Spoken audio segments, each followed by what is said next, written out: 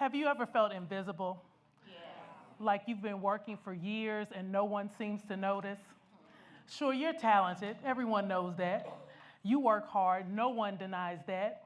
But when it comes to being the leader, the general consensus is your time has just not yet come. I call this the behind the scenes blues.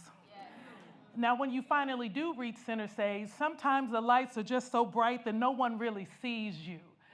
Sure, they know your name, and yes, they're familiar with your accomplishments, accolades, and awards, but they don't know you, the real you, the overwhelmed you, the I'm not sure how long I can keep this up or if I even really want to you. That's what I like to call center stage stress. Now, whether you're behind the scenes or on center stage, I want you to know that I see you. I know you. I understand you. Shoot, I am you. And that's why today I want to talk to you about finding purpose in your current position.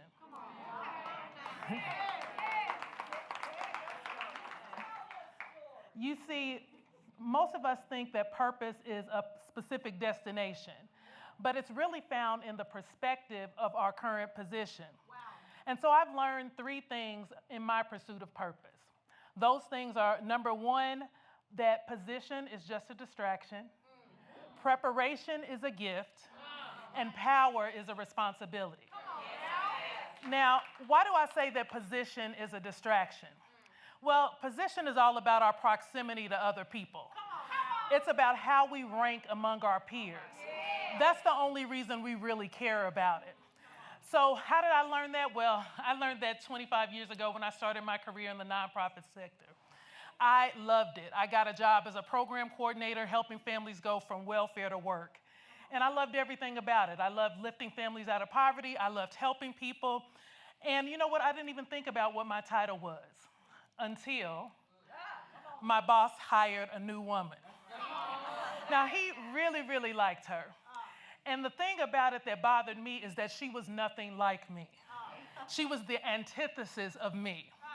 She was from an upper middle class family that lived in the suburbs. I was from a working class family that lived in the hood. She had a business degree and I was still working on my English degree. She was well put together and thin and I was not. But despite all of that, she played on every personal insecurity that I had about professional success. And so I found myself competing with her. Now, she didn't sign up for this competition. It was all in my head.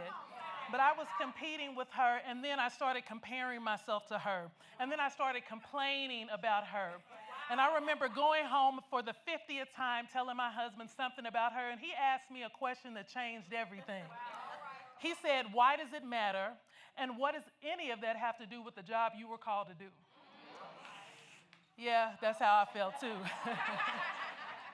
So I decided that I was going to opt out of this voluntary competition with her and start competing with myself.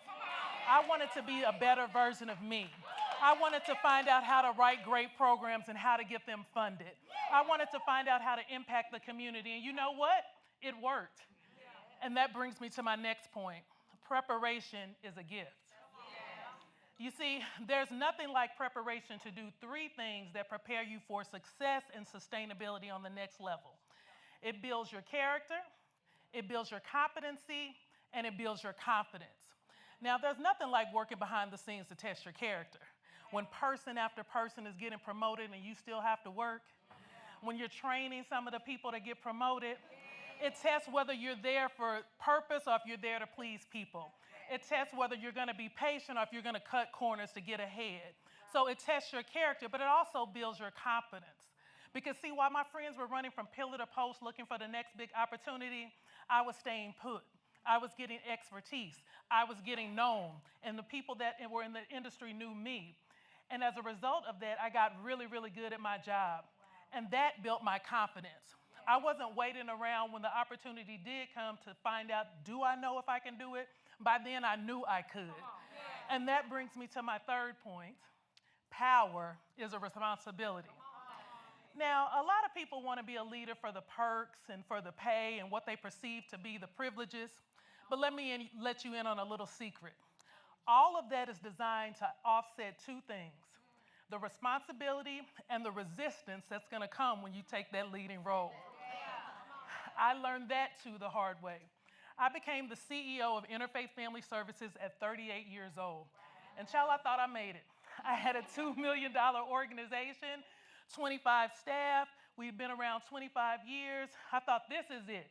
Finally, I'm going to be able to be seen. Finally, I'm going to be able to make an impact. I'm the boss. Well, honey, I was the boss, all right. I was the boss of a 25-year-old organization facing decline. I was the boss of an organization facing a $500,000 deficit. I was the boss of a team that did not want me there. I was the boss of a big problem. And then I learned that this light that I finally wanted, this being on stage that I finally wanted, this being seen, it wasn't all it was cracked up to be. Because when you're on center stage, everyone sees you all right. They see every mistake. They see every failure. They see every time somebody criticizes you, and it can become a lot. So after 3 years, I wanted to do something that I had never wanted to do in my whole career. I wanted to quit. And then one day, a friend reminded me of why I was there. Now, in a story too big for this stage, I was given this job at Interfaith supernaturally. God opened a door, and he confirmed it. So she reminded me of that, and she told me that God chose me. And I got to thinking, he chose me knowing me. He chose me knowing my strengths and weaknesses. He chose me knowing my background. And if the God of the universe was going to choose me, the least I could do is trust his choice. The least I could do was trust his choice. Because you know what? He doesn't make mistakes. So you know what? I did.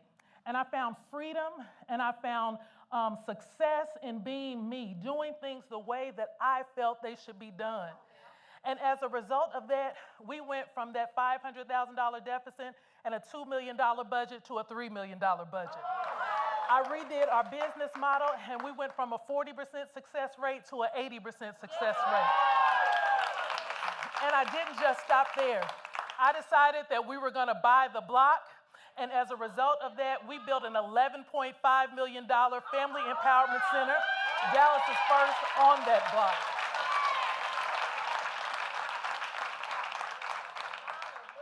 So you see, there is power in pursuing purpose over position. Because let me tell you something, position frustrates us, but purpose fuels us. Position distracts us, but purpose disciplines us. Position is temporary, but purpose is timeless. So if you don't remember anything else I said today, remember those three things. Position is a distraction, preparation is a gift, and power is a responsibility. Thank